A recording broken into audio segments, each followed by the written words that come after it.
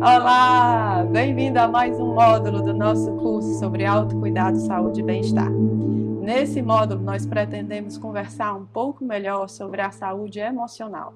E para isso, nós temos a participação super especial da nossa amiga Edilisa Peixoto, psicóloga clínica, documentarista, que fez um documentário lindo sobre uma experiência de economia solidária, lá num lugar aqui em Fortaleza, num bairro chamado Conjunto Palmeiras, que trouxe um movimento de transformação para aquela comunidade. Nós vamos deixar as descrições desse documentário da Edilisa como uma atividade complementar desse curso para quem quiser acompanhar. A Edilisa também tem experiências com as práticas somáticas e foi por isso que a gente trouxe ela para conversar aqui mais um pouquinho conosco sobre a saúde emocional. Então, bem-vinda, Edilisa, muito obrigada pela sua disponibilidade, pela sua participação. A gente gosta de sempre começar conversando sobre saúde emocional a partir da definição de saúde da OMS, que é a saúde não como ausência de doença, mas como um estado de bem-estar físico, emocional e social. Então, eu gostaria de ouvir de você como é que a nossa saúde emocional entra nessa conjuntura. Em primeiro lugar, obrigada pelo convite, é um prazer estar aqui. Se a gente parar para pensar, né, na saúde de uma forma geral, que foi o princípio que você começou apresentando, a gente vai ver que toda separação nossa, ela existe para efeito didático. Não existe uma separação entre o corpo, as emoções e os pensamentos e a mente, né? E, infelizmente, a gente não tem muita orientação nesse sentido. O ideal seria que a gente primeiro entendesse que nós somos inteiros e nós somos complexos no sentido melhor da palavra. Nós estamos o tempo inteiro com todas as nossas sensações, conectadas com os nossos pensamentos, conectadas com o nosso corpo. Então, nesse sentido, não tem nada separado e, portanto, quando a gente cuida de um aspecto, a gente cuida de outro aspecto. Então, se eu cuido do corpo, eu vou estar cuidando das minhas emoções. Se eu cuido das minhas emoções, isso vai reverberar no meu corpo.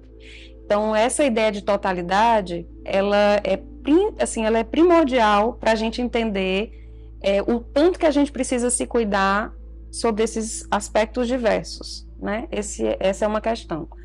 A outra questão que é importante é que a gente precisa entender um pouquinho como é que o psiquismo funciona. Esse ano vão ser 26 anos de prática clínica, mas eu sou muito apaixonada por estudos e eu acho que uma das coisas que democratiza o acesso à saúde é a informação. Então, nesse sentido, existe uma parte do trabalho que eu desenvolvo que é a psicoeducação. O que é isso? É que cada pessoa entenda como é que funciona, como é que ela funciona emocionalmente, né? Porque fica sempre parecendo que o saber sobre as emoções pertence a alguém que estuda a respeito disso e não a nós mesmos como uma sabedoria, por exemplo, popular, né? Assim, tem algumas coisas que a gente até sabe. E também, né, Edilisa, muitas vezes parece, tipo assim, a gente vai no psicólogo tratar da mente e é como se o corpo não fosse. Exato. Perfeito. E a gente vai no médico tratar do corpo e é como se a mente não fosse junto. Como, né? Se as emoções não estivessem no corpo. Muitas vezes as situações se mostram dessa forma, né? Que a gente sente como se estivesse cuidando apenas de uma parte. Sim. E não do todo integralmente. Como psicóloga, eu venho desenvolvendo práticas, inclusive com você, na experiência somática, assim, de educação somática, você entender um pouco como funciona a tensão do seu corpo, com as tensões emocionais que você tem, né? E eu venho estudando uma área, e estou me especializando nisso, que é a experiência somática. E a experiência somática, ela aponta o tempo inteiro para essa conexão corpo e mente, e aí ela fala que não tem como a gente trabalhar, por exemplo, se eu tenho um cliente que chega no meu consultório, eu não tenho como trabalhar só as questões emocionais dele sem passar pelo corpo, né? E aí, voltando à questão da psicoeducação, como é que isso funciona? Primeiro a gente precisa entender que todas as memórias E todos os traumas e todas as emoções que a gente teve no decorrer da vida, elas estão registradas no nosso corpo. E a gente tem, tentando explicar de uma forma bem mais simples, assim, vamos imaginar. A primeira coisa é que a forma como a gente percebe o mundo não é neutra, ela não é aleatória. Tudo isso fez parte de um grande processo de formação, que está a forma como a gente olha quem é o outro, quem sou eu, como é o mundo, é perpassada por todas as experiências que eu tive desde a infância até hoje e também as coisas que eu aprendi. Por exemplo, as pessoas dizem assim, eu tenho baixa estima, como se isso fosse uma coisa que eu nasci com, né? Só que não é assim. Na verdade, a sua baixa estima tem a ver com as experiências que você teve e teve a ver com o que você escutou os outros dizendo a seu respeito. Por isso que é muito importante para as mães, né, e para as pessoas que são educadoras terem muito cuidado com o que dizem para as crianças sobre essas crianças. Porque a gente vai escutando e vai acreditando que a gente é aquilo que estão dizendo que a gente é.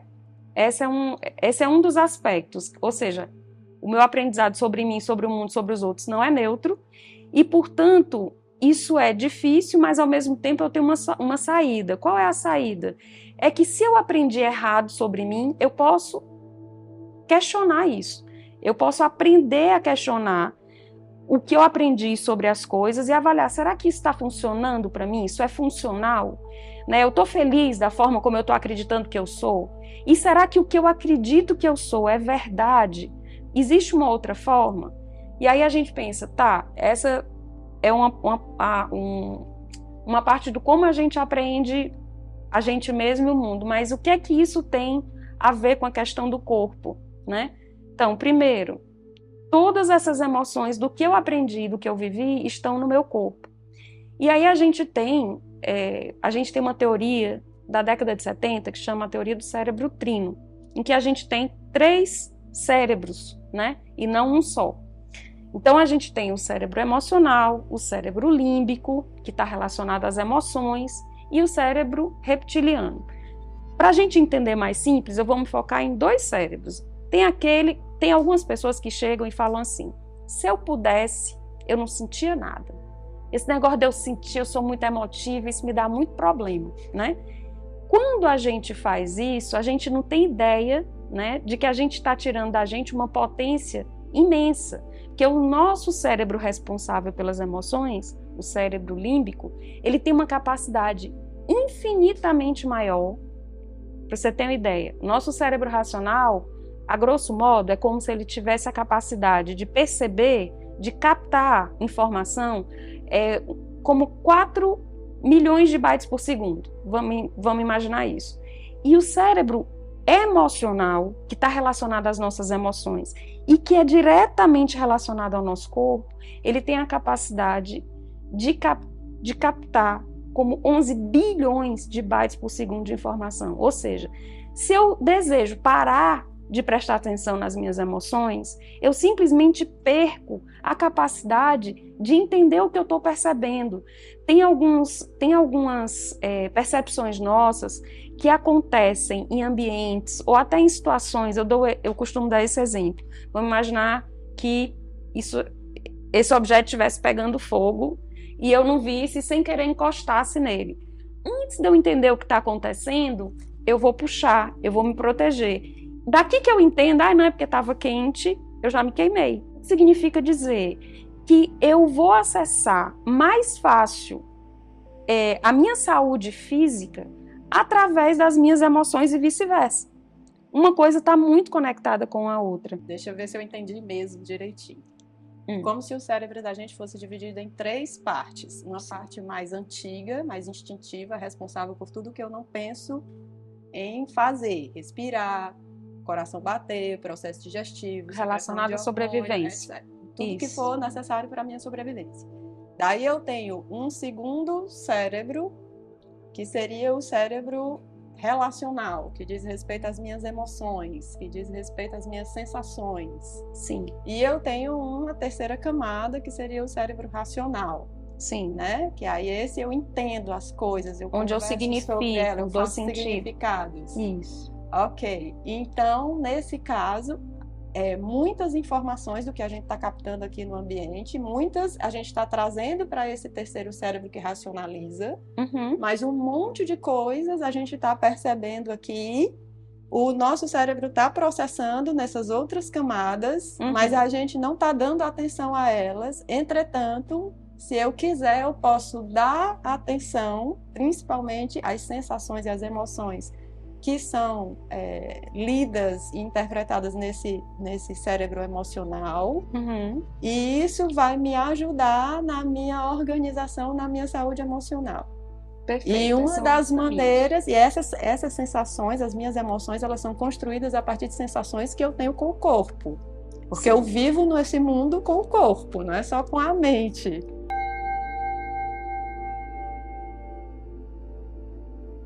Existe uma teoria do criador da cognitiva comportamental, que é o Aaron Beck, que ele diz, essa teoria ela vem caminhando para outras transformações, como tudo, né? Tem uma evolução. Mas ela costuma dizer o seguinte: às vezes a gente tá com a sensação, vou dar esse exemplo, a gente tá aqui e diz assim, agora me bateu uma tristeza, né? E eu não consigo localizar o que é. A ideia é, geralmente por trás de um estado emocional tem um pensamento. Então, assim, pois observe o que é que você estava pensando 1 minuto antes de você ter essa sensação. Quais eram os pensamentos, né? E se você está nessa tristeza, pode ser que você não sinta disposição física para fazer uma determinada coisa. Ou seja, está tudo interligado. Toda vida que você também, por exemplo, pode ser que a partir de uma coisa que você, sei lá, você passou por um evento em que você sentiu muito medo, né? Pode ser que você comece a ficar com pensamentos extremamente preocupantes sobre tudo. Não, agora eu não vou mais sair, porque pode ser que aquilo aconteça de novo. Então, essa relação está o tempo inteiro acontecendo, pensamento, emoção, e isso vai fazer com que você tenha atitudes também na vida. E essas atitudes, elas vão trazer uma resposta. Uma coisa que as pessoas falam muito é assim, a força do pensamento, né? E aí tem o segredo, né? E tem, porque o pensamento faz com que eu consiga tudo o que eu quero, né? Eu atraio então, que o meu pensamento... Exato. Mas aí a gente precisa entender que não é mágica isso. Vamos tentar então entender, fazer uma prática. Eu convido aos seus alunos para fazer essa prática. Eu quero que todo mundo confie um pouquinho, feche os olhos, um pouco, respire fundo. E eu quero que a gente vai brincar um pouco de imaginação. Quero que você tente imaginar que você está num lugar super seguro, tranquilo, cheio de árvores, você está caminhando nesse lugar e que de repente você se depara com uma pequena árvore carregada de frutos. Então, você se aproxima dessa árvore e quando você chega bem perto, você descobre que é um pé de limão.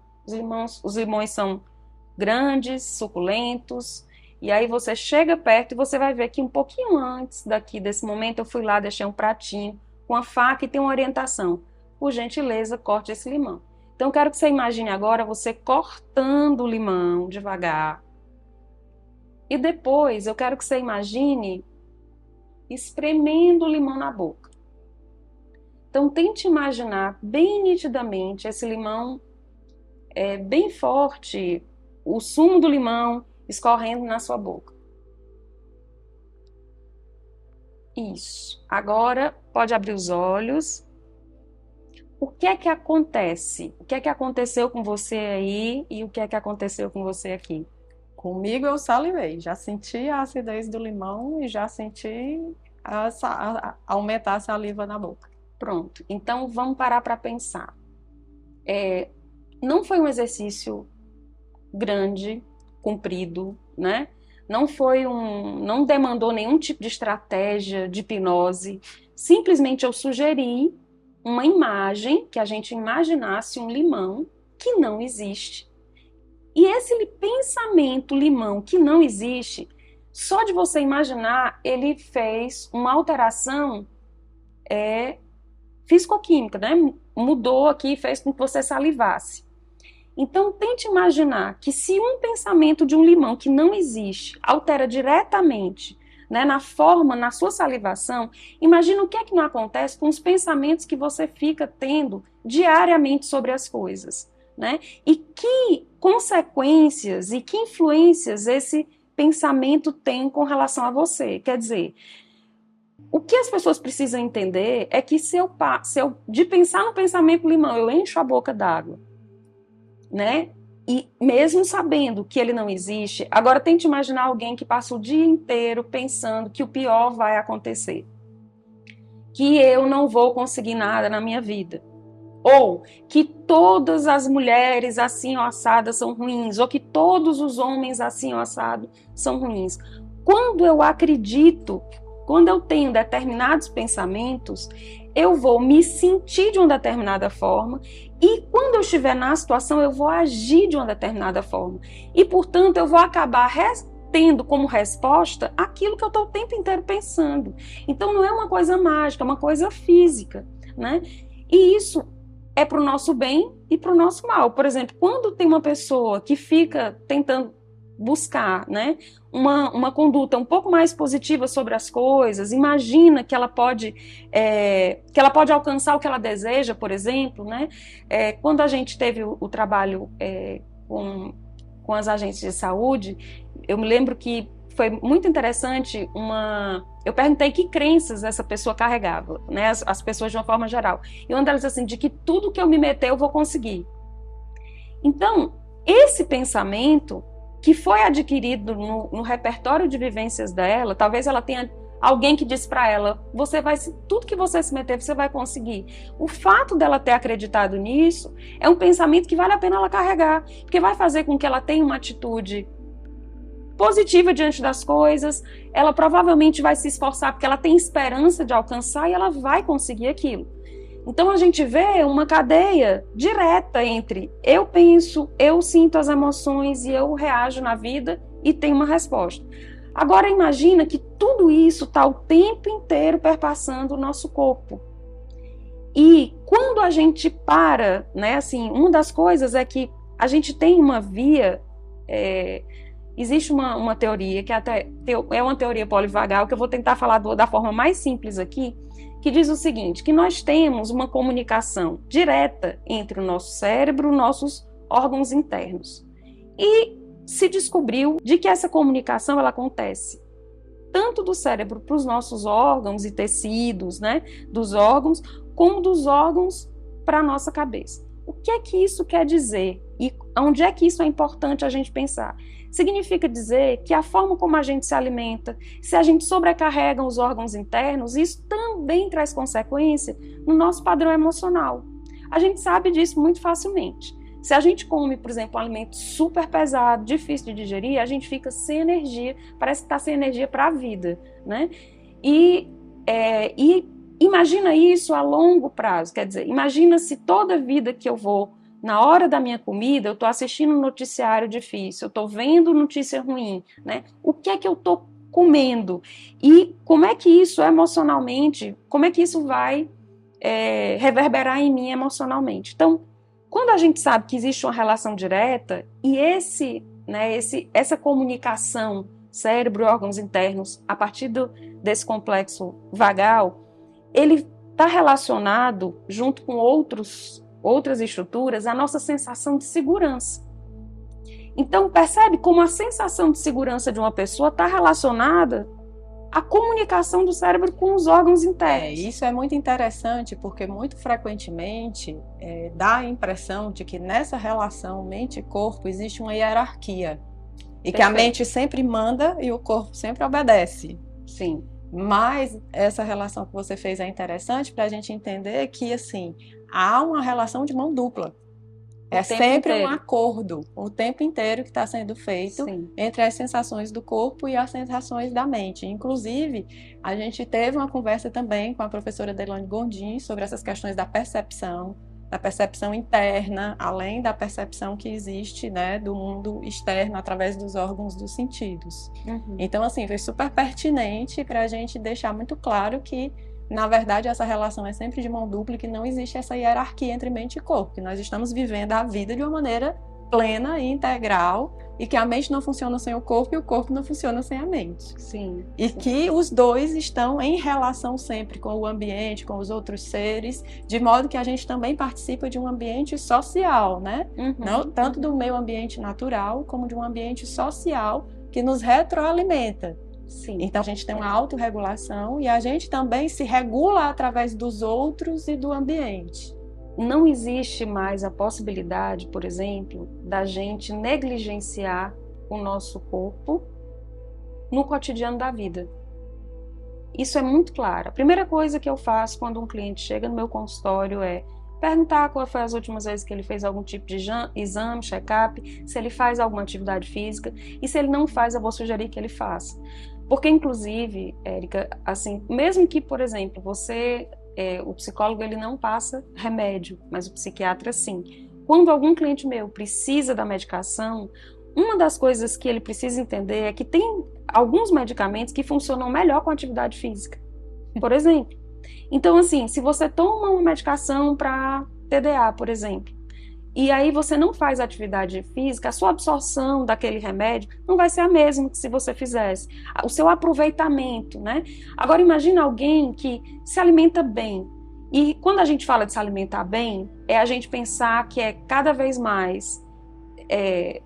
menos pacotes, embalagens e mais cascas, né? Assim, quanto mais a gente tem alimentos naturais, mais saúde a gente vai ter nos intestinos, mais saúde a gente vai ter para o corpo trazer de volta para a mente essa boa sensação, essa sensação de bem-estar. Não, eu estou bem, eu estou saudável. Uma pessoa doente, a gente sabe disso. Não adianta ela, eu estou doente, não, eu deixo para cuidar disso depois. Eu estou com a dor nas costas, mas aí eu vou para o trabalho, aí eu faço de qualquer jeito e não paro para olhar para isso. Quando eu negligencio isso, eu preciso entender o que quer que seja que eu vá fazer, por mais que eu ame, eu vou levar um prejuízo para isso que eu faço. Porque se eu não estou bem emocionalmente, fisicamente, nada vai funcionar direito.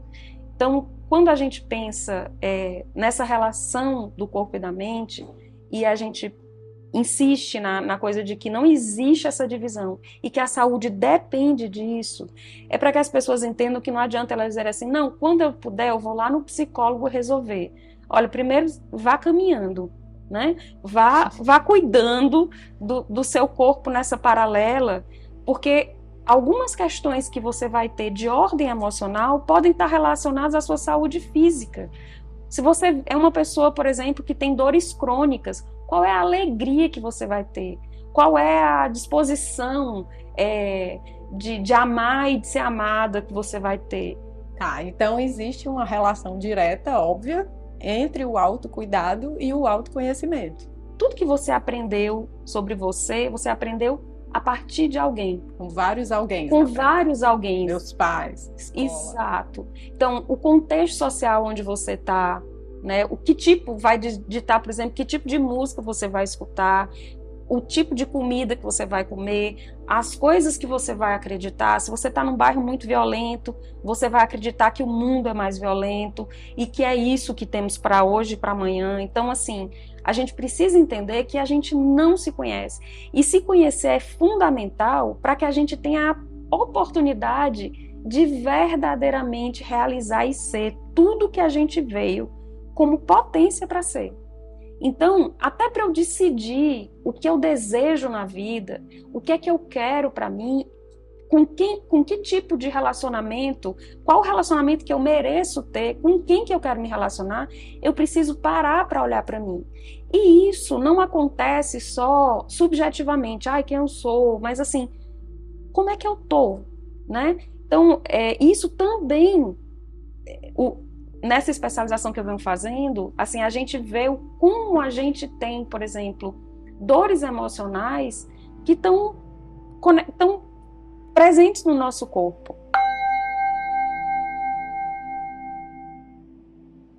Eu queria ouvir de você direitinho, assim, um pouco mais sobre essa questão tão presente na sociedade moderna, que são as queixas de ansiedade e depressão. Diante de determinadas adversidades ou de desafios, situações desafiadoras, E aí a gente pode pensar, desde o estresse do dia a dia, o assalto, o que seja, a nossa tendência é geralmente responder com são três respostas possíveis. Ou a gente vai para cima para resolver, né, em tese, ou a gente corre daquilo que é ameaçador, ou a gente tem essa terceira, que é a gente congelar diante daquilo. Então, enfrentar, correr da questão, fugir, né? Enfrentar, fugir, lutar ou fugir e congelar é uma resposta humana e neurofisiológica. Não é uma coisa, é como se fosse a nossa resposta neurofisiológica a situações que a gente não estava esperando, né? E é da raça humana como um todo. O estresse e a ansiedade são absolutamente normais. Eles fazem parte da forma, na verdade, eles são respostas do nosso corpo e do nosso psiquismo a situações desafiadoras.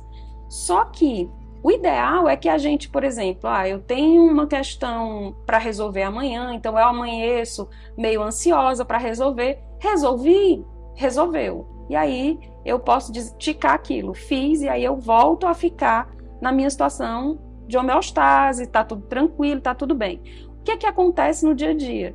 É que a gente geralmente tem ansiedade e estresse de forma ininterrupta. Então a gente fica produzindo um monte de cortisol, que afeta como funciona nosso coração, traz uma série de prejuízos para o nosso corpo. É a constância em que você está tendo situações de ansiedade e estresse, você provavelmente vai acabar adoecendo. Então, uma das coisas que a gente sugere é que assim, a gente não tem como mudar o mundo ou o estresse do dia a dia, mas a gente pode, por exemplo, criar formas do nosso corpo, se eu vou e faço uma academia, ou se eu faço uma experiência somática, ou se eu tenho algum tipo de prática, o meu corpo pode desabafar aquele estresse no final do dia, ou uma caminhada, coisas que você possa fazer que te ajudem a ter uma descarga dessa ansiedade, desse estresse cotidiano. A gente não tem como evitar isso. Agora, tem uma outra questão, né, que quando a gente pensa na questão da depressão, né, e a depressão é o quê? Bom, a depressão tem existem inúmeros motivos para você estar com a depressão ou sentir, né. Primeiro é entender que depressão não é tristeza. Então, a depressão, ela geralmente está muito relacionada a coisas que eu estou empurrando, que eu não estou conseguindo olhar, que eu não estou dando conta, né, e isso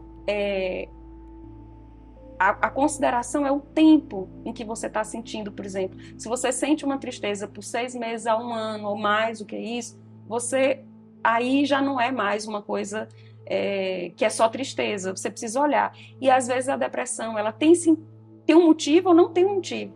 Ela não precisa ter um motivo para acontecer. Quando você para e vai olhar e dar atenção a isso, você descobre que existe alguma coisa por trás. Mas geralmente você precisa fazer isso num processo, sendo acompanhado por um psicólogo, né? Então, assim, a dica é que se você está sentindo dores no corpo, estresse o tempo todo, ou se você está há muito tempo sem vontade de fazer as coisas que você antes tinha prazer em fazer, você precisa começar a considerar, né, qualquer tipo de questão que você esteja vivendo que começa a lhe dar prejuízo. Eu não estou conseguindo mais me divertir, eu não tenho mais vontade de sair, eu não tenho mais ânimo para trabalhar. Você precisa entender que aí você precisa de ajuda. Eu queria que você também esclarecesse como é interessante a importância da gente ter boas relações, da gente ter um bom convívio social, ou com a família, ou com outros grupos ou núcleos sociais que a gente se envolva. Então, você está falando de uma coisa que é muito importante, que a gente começou a conversa falando do que a gente pode fazer para manter essa saúde integral. Então, a gente falou, né, da alimentação, exercício, né, cuidar da questão emocional. Mas a gente precisa entender que existem algumas ferramentas, né, que são fundamentais para que a gente consiga, por exemplo, superar essas adversidades. Existe um estudo muito interessante sobre a capacidade de resiliência, por exemplo, de cada pessoa. Então, primeiro a gente entender, se fala demais de resiliência, mas você tem que ser resiliente, mas você entender o seguinte, a resiliência não é igual para todo mundo. Cada um tem como se fosse um pacotinho de resiliência. Agora, uma das coisas que contribui para ampliar essa capacidade de superar as adversidades é exatamente a nossa rede de apoio. Então é fundamental que a gente acione a nossa rede de apoio. E quem são as nossas redes de apoio?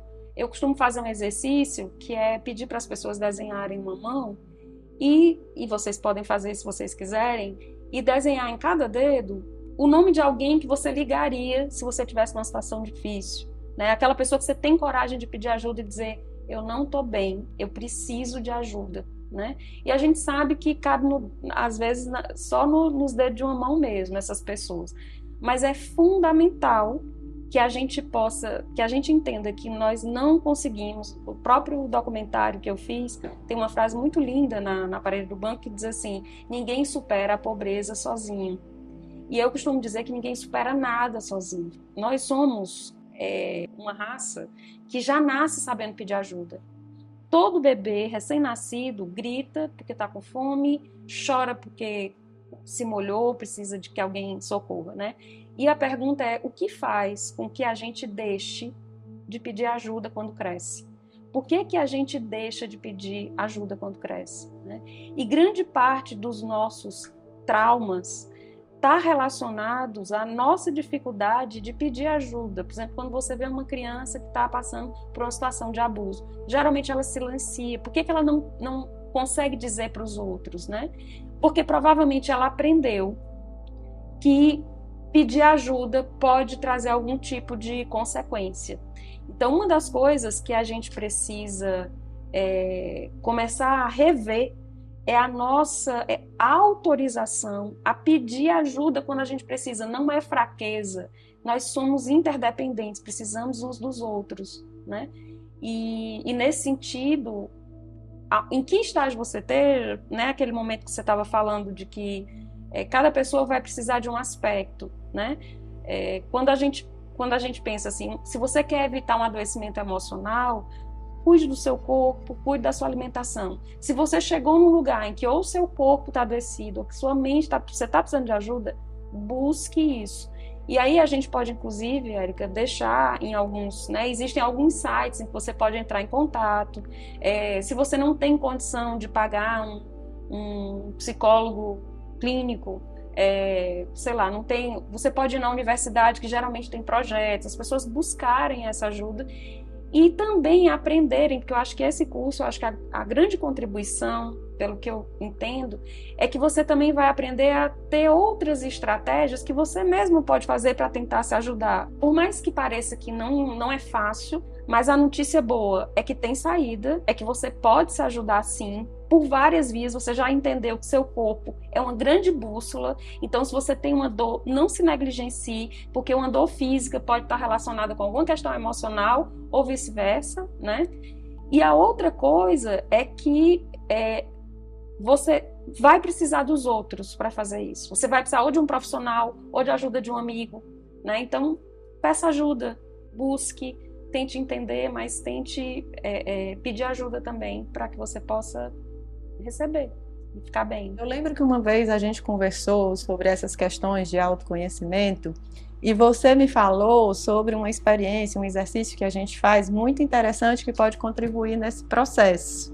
Você vai pegar uma folha de papel e você vai se dar um tempinho para responder isso. Você vai colocar em cima, eu sou. E você vai te dar 5 minutinhos para você colocar tudo que você acha que você é e tente ser o mais espontâneo possível com o que você acha quem é você. Segunda partezinha. Quando você terminar de fazer a primeira, você vai lá escrever os outros são. E aí você vai também deixar fluir todas as ideias que você tem sobre os outros. Pode pensar assim, a raça humana é... Aí você escreve tudo que são os outros para você, o que você aprendeu nas suas experiências, o que você ouviu a respeito. Depois você vai, por último, escrever o mundo é um lugar, 3 pontinhos. E aí você vai colocar todas as suas ideias sobre o que é esse lugar, o que é esse mundo em que você está, o mundo que você nasceu. Coloca lá tudo que você acha a respeito disso. E aí eu quero que você faça algumas reflexões. Você vai pegar o que você escreveu sobre quem você é e você vai pensar, por exemplo, como o que eu sou, ou o que eu acredito que eu sou, influencia na minha relação com as pessoas, na minha relação com a minha realidade, na minha relação com o mundo. Ou, no segundo item, quem os outros são? Aí você vai perguntar como as ideias que eu tenho, as premissas, as crenças que eu tenho sobre quem são os outros interferem nos meus relacionamentos de trabalho, na forma como eu lido com as pessoas, na forma como eu me sinto diante delas, por exemplo. Por último, quando você colocou lá sobre o mundo é um lugar, tente imaginar como as crenças que você tem sobre o que o mundo interferem na forma como você se relaciona com as pessoas, com os ambientes onde você está, com a forma como você lida com o seu trabalho ou com os desafios que você tem na vida nesse lugar que é o mundo, ok? Acho que isso já pode ajudar você a ter um pouco a ideia do como as coisas que você acredita interferem na forma como você vive. Agradecer mais uma vez a Edilisa pela disponibilidade, pela presença, pelos esclarecimentos. Foi super bacana, super importante. Nós vamos ter práticas onde a gente vai estar chamando a atenção para um pouquinho desses princípios e dessas observações que a Edilisa nos apresentou aqui. Obrigada, Edilisa. Obrigada, espero ter podido contribuir. Muito bom.